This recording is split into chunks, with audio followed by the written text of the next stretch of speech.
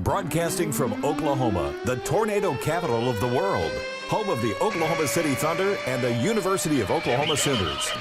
This is the Curated Experience Show, a weekly podcast about the customer experience with viewpoints you will not hear anywhere else. And now your host, author, and customer experience expert, Amos Tanuma. Welcome to the show, everyone. I'm excited. I've got a great guest for you guys. I've got Chris Wallace with me. Chris is the founder and president of the Innerview Group. Chris, are you still with me? I am, Amos. Nice to see you. Nice to see you too. I am excited to jump right in. Been looking over your stuff, and for those of you listening, we're going to post Chris's info online. If you want to connect with him, you'll get all of his channels there.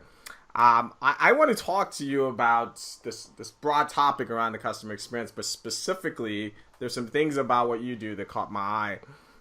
I want to go straight to brand promise. And the way I define it, and most people do, it's this idea, these are the things you say to your customers, implicitly, explicitly.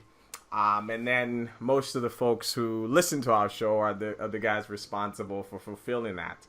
I want to talk quickly about, in your experience, who defines brand promise? When I work with people, it seems to be like there's this notion that marketing owns the brand promise and everyone else is supposed to keep it. In your perfect world and based on what you've seen, what is it and what should it be? Who is the person who is actually setting these expectations that we all have to somehow live with? Well, it's starting me off with a tough one. You're grilling me right off the bat. So we are diving right in. So I'm going to say, I'm going to tell you what reality is, and then maybe we can talk about the perfect world. Yeah. We work with a lot of consumer-driven companies, or B2C or B2B2C companies that ultimately are selling, trying to attract consumers. The people who make the brand promise are the people who spend the money on the marketing and the advertising. Now, I mean, just to be real for a minute, I mean, the money. The investment that's made to try to attract customers, the message that's being put out there, that's trying to attract an audience, that's what the promise is, right? That if you bait the hook with that message, let's be honest. Once they get a nibble of what's on that hook, they're going to expect everything else to be like that. So I think the promise really is, the promise is shaped by the people who are putting out the message directly to the consumer. Who's ever shaping that narrative, to me, is that's putting a line in the sand of what the promise actually is. Yeah. But then so now we've got this promise, and we can quibble about who put it out there. But the bottom line is, here's the promise. Implicitly, explicitly, the customer now thinks, when I deal with you, these are the things to expect. And everywhere I go, I find that there is this gap. In some organizations, small, some of them it's the Grand Canyon. Talk a little bit about where does that gap? How did we? Number one, how do you measure it? And number two, what causes there to be this gap in the brand promise versus what the reality is for most customers? So I answered who is responsible for putting out the brand promise, through the marketing and advertising, right. But how they shape that brand promise is a completely separate conversation, right? Yeah. We're very much, our organization is big believers. The name of our organization is Innerview, not interview, but INNER view, Innerview. We truly believe that the brand is built from the inside out. Mm. And, for the people that are responsible for executing on the brand promise, they should also be involved in the conversation of what that promise actually is. Where do they believe that they are excelling? Where do they believe they set themselves apart, that they set the brand apart in the way that they serve their customers? Such an overwhelming majority of the customer's opinion of a brand is shaped by that human-to-human contact. Let's be honest. People, all the CX money right now is being thrown at digital transformation and all those types of things. Yeah, it's all technology. And by the time you get down to like the fifth or sixth thing on the CX team's list is actual human support, but it's humans that are really shaping it. But in terms of that gap, and why does it exist? For folks that are listening who are in customer service or other customer facing channels, when was the last time you had a conversation with your marketing team, right? In some cases, you're run by your marketing team, and that's great. When marketing runs the call centers, I think we see a lot better alignment. But if you don't, if you're in an operational role serving the customers, marketing sits in another silo. So I think that's a big reason why the gap exists. It's, we're going to shape it. We're going to tell the customers what we can do. Yeah, you figure out how to run your contact center or your retail store or whatever the case may be. So I think that's why the gap exists. How do you measure it? We've developed, when we started Innerview, we've been in the marketing consulting space, quite a long time, sales and marketing and customer experience. And when we started Innerview, we built it really around a tool that we call the brand transfer study and the brand transfer score. And essentially what we do is we take market research. It's a market research tool that companies would use to go out and understand what their customers think of their brand. Right. We take that to find out what the employees, the frontline staff, what they think of the brand. So we can give companies this full picture of, here's what you think it is, here's what your frontline team thinks it is, here's what your customer thinks it is, and we can find out where those dots are connected or misaligned, and we can come back and say, we measure the gap. We have a tool that can measure the gap. That's so brilliant, because anecdotally for me, what I find is folks particularly in support roles, where the rubber meets the road, the social media teams, when I interact with them, they tend to have a worse perception of the brand promise, for lack of a better term, than even the end customers, right? Because this is all they see. They know where all the bodies are buried. They know where all the fault lines are. And when you share with them, and they don't have good visibility into the front of the house, if you will, like most of them have never been their own customer. And right. So I suspect if you shared with them, this is what your customers are being promised, they would laugh and go, wait a second, what? That's nuts. So the fact that you have a tool that sort of does that, I think, correct me if I'm wrong, I'm getting the sense that what you're really saying, or key part of what you're saying is, yes, you've got to go evangelize whatever this, beautiful brand promise is externally, but there's a lot more work to be done internally if you're the person putting this out. So if you're marketing or what have you, and you have to go make sure everyone who is responsible for delivering this knows what it is, agrees with it. How have you seen that sort of play out? That's a completely different shift versus going out and pounding the pavement with the customer. We're awesome, we're awesome, we're awesome. This one encourages you to be more introspective. There's no question that it does. So what we typically find is most organizations, when we start talking to them, they say, we're doing this already. We're doing this already. And we ask them, okay, how are you doing it? What are you doing? And what we typically find is most organizations are driving what we're going to call sort of a compliance culture, a culture of, we're going to tell you what to do. We're going to train you on what to do, and we're going to give you a blueprint of what to do. And what we say is, if you really want people to, that's great, right? You give somebody a script, or you tell them, these are the steps you need to follow. Right. There's a difference between them complying and them choosing to want to do it, right? Yeah. So we look at it as, we believe very strongly in an influence-based approach. We talk about internal marketing all the time, but this idea of, let's get the people who represent your brand to want to do this, right? Let's get them to the point where they're excited to do it. And I hate to use cliche brands like Southwest or Subaru or American Express, but the reality is, they're doing something right. Those people care about the brand promise. They care about protecting it. And, in most organizations, it's compliance. You can tell the companies where the people really believe in what they're doing. So we talk about the brand transfer studies. It's really a measure of belief, confidence, and pride, right? What is it that your people believe in? Where do they have pride in your brand? What are they going to double down on when they serve a customer? What are they going to, fall back on when they're serving a customer? What's those core values and that core strength of your brand?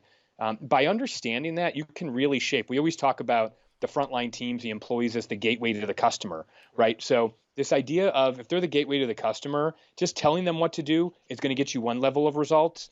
Getting them to want to do it is going to get you a whole separate level of results. That is so true. It's this whole, you almost have to relinquish some control to get control. It's a great line. I use that line all the time, by the way. I love that line. It's so true, but it's so counterintuitive, and people fight it. But let's pivot just a little. One of the things you said caught my attention, which is this notion of, we've been talking about this brand promise and external, internal, and what have you. But then there's this deal of, I also just find that a lot of the brand promise, even as a consumer, is confusing to me, and I'm not really sure what it is. So I want you to sort of comment on two things that I think gets in the way. One is, if you mention some of these organizations, some of them it's crystal clear, and others I've dealt with them and I can't articulate what it is. Talk a little bit about the lack of clarity in telling that story, and I want to be sympathetic to those who are responsible for doing this and saying, like, it also happens to be the noisiest world anyone's ever lived in, right? Like, it's like I'm thinking about leaving LinkedIn, and I have like 13,000 followers, right? Just because it's gotten to a place where the whole world is so noisy that I'm finding my ability to get useful information out of the system is getting hard. So talk about this job of someone who has to articulate this brand promise, and most times it seems unclear to me, and especially in today's world where the world is getting noisier and noisier and noisier. How do you guys help people sort of figure that out? So to some degree, so we a lot of times we say, we're like the BASF of marketing. We don't build your brand story. We just help make sure that people can tell the brand story better.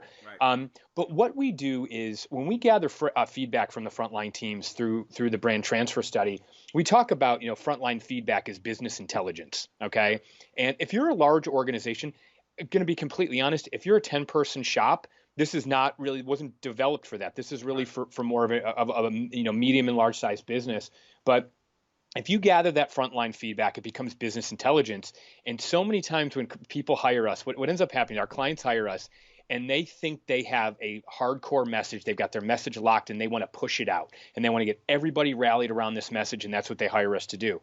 And then we look at the data from the brand transfer study and they say, really, they think they're hearing that customers really care about this.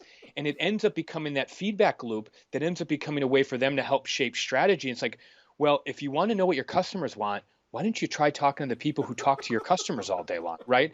And it sounds so simple, but the reality is in our world of have this thing on my desk, must get it downstream. That's how most organizations operate. But if you take that little bit of time to gather that frontline feedback, what it allows you to do is not only understand that audience so you can get them aligned, but you may learn insights from them that are going to shape your messaging strategy. I'm going to give you an example. We work with a family of pest control companies. Okay. Yep. And one of the pest control brands that we did work with, they were the highest customer satisfaction scores of any brand in the portfolio, like off the charts CSAT scores. Right. Okay. And the chief marketing officer said, I'm giving you our best brand. Let's see if you can make our best any better. Okay. And we worked with them and we went back to them and really what we did, I don't want to trivialize it, but all we did was we found out from their employees, we found out from their frontline teams, what do you think makes the organization so good? What makes you so strong? Why are your customer satisfaction scores so high? And we came back and we painted a picture back to the corporate team of here's where they think you're really strong. And all we did was we aligned those around some pillars. And then we went out and said, this is what you told us makes you great. Show us examples of you doing this. Post them on, they use Workplace by Facebook. Yep. Show us examples of you doing this. Share your ideas on how to do this better. And just by retelling them what they told us they were great at and being very deliberate about it, guess what happened?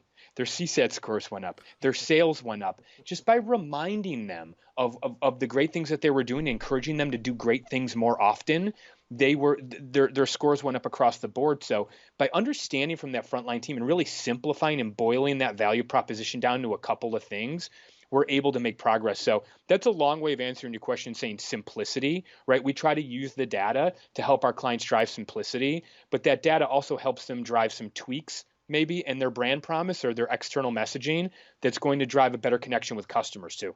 I love that. I'm not gonna let you go without getting into this last topic, which is marketing ROI. I almost thought this was an oxymoron.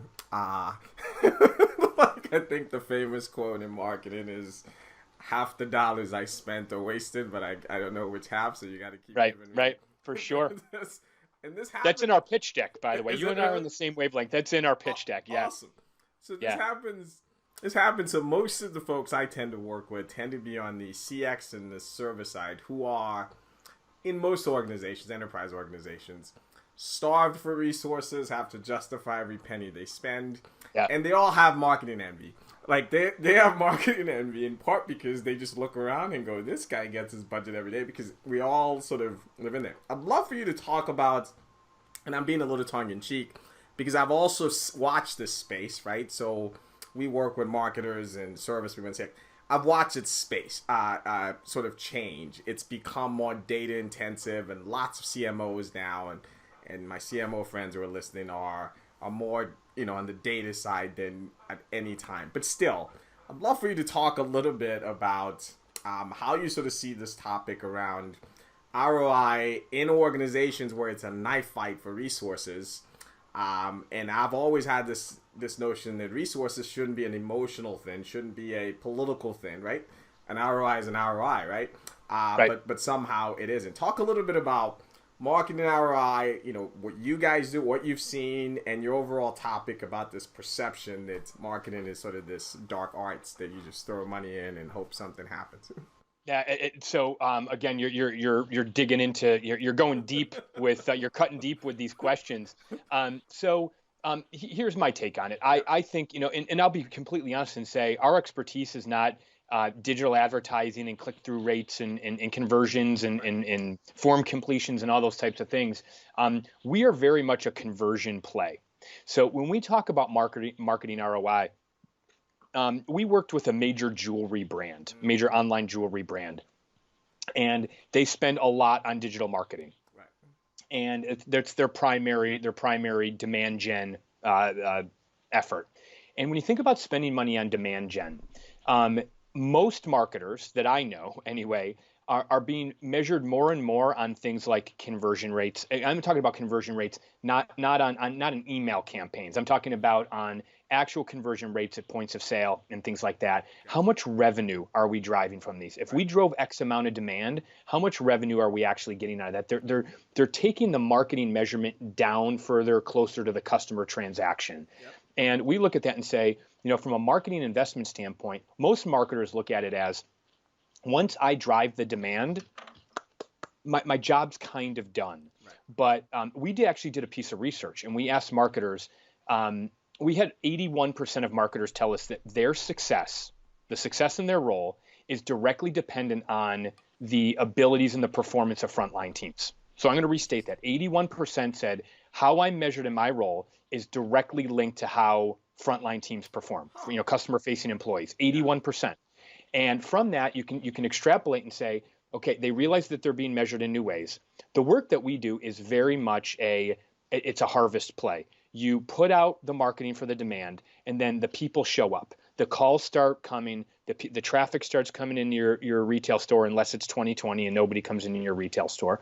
Right. But when the demand starts to show up, when you do the demand generation and the demand starts to show up, converting an extra 1, 2, 5, 10 percentage points by having that conversation, that message, that experience that they're delivering be more crisp, more clear to understand. Having a more energetic and enthusiastic, customer-facing employee, that person talking and serving the customer. Right. Having that, being able to squeak out those extra couple of points of conversion is a lot cheaper than driving more demand. Driving demand is expensive. If you can harvest more demand and convert it at a higher rate, it takes the value of all the marketing that you do and drives it way up, and it drives your cost to acquire way down. So dollar for dollar, your investment in conversion, even if it means you have to partner with your call center team or you have to, work with your operations team, investing in that frontline group is a better way to get that end metric, which is sales revenue, sales conversion, upsell rates, attach rates, all the things that marketers ultimately want, right? That's the scoreboard. This is a much cheaper way to do it than just saying, oh, we're going to go, post a bunch more digital ads. That's awesome. Last question before I let you go. If folks are listening to this, and you may have already said this, but I think it's worth repeating, and you were to say, especially leaders, they lead customer-facing teams, and they say, gosh, I got a whole lot from this, but where should I go start? What's the quick, easy, maybe not easy, but quick thing I should go start and do this thing tomorrow? What would you say to them? Set up a structured mechanism for gathering feedback from those teams. A structured, and when I say structured, I mean it could be focus groups, it could be town halls, it could be a brand transfer study. But whatever that is, have a structured approach to gathering frontline feedback on your products, your services. Find out what they think. If you understand what they think, you can help them better. You can provide better support.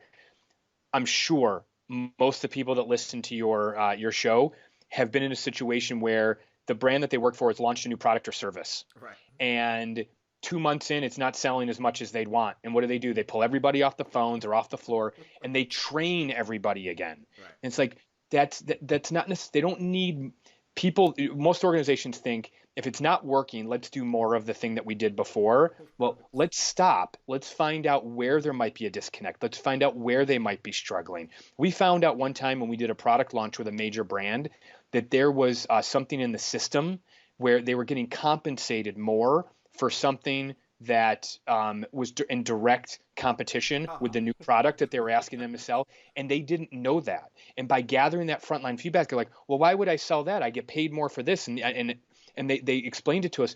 Setting up that structured frontline feedback, again, it turns into business intelligence. It helps make you smarter. It helps, not only that, it builds a much better rapport with your people. It's going to drive up employee retention, especially if you're working in, with hourly employees in call centers and retail stores and things like that.